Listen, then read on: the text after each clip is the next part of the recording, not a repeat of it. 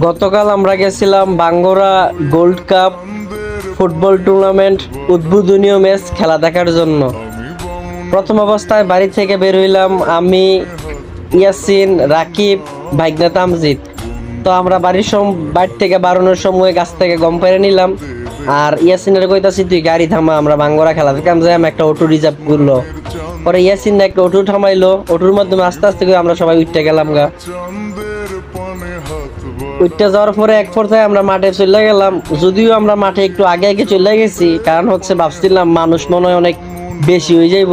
প্রথম অবস্থায় মানুষ কম থাকলেও পরবর্তীতে এক সময় দেখা গেছে এত বেশি মানুষ হয়েছে যা কিনা আসলে কল্পনার বাইরে ছিল। তো আমরা এই খেলার একটু আগেই গিয়ে মাঠে বয়ে রয়েছি, খেলা এখনো শুরু হয় না। রোদে ফুইরাছে আর একটা পড়তেছি, তারপরও ফুটবল খেলা দেখতে হইব, কারণ ফুটবল খেলা আমাদের অনেক পছন্দ। তো এক এক করে সবাই আস্তে আস্তে করে দর্শকরা আস্তে আস্তে খেলা কিছুক্ষণ পরে শুরু হইব, আমিও ভিডিও করতেছি। এক পর্যায়ে আমরা খেলা শুরু হয়ে গেলো, খেলা দেখলাম। খেলার মাধ্যমে দেখি টুনকি একাদশ 2 টাকা এলাইছে, পরে 3 টাকা এলাইছে।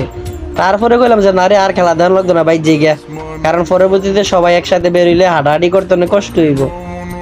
টুনকি একাদশ 3 টাকা হওয়ার পরে আমরা সবাই বাইরে হলাম।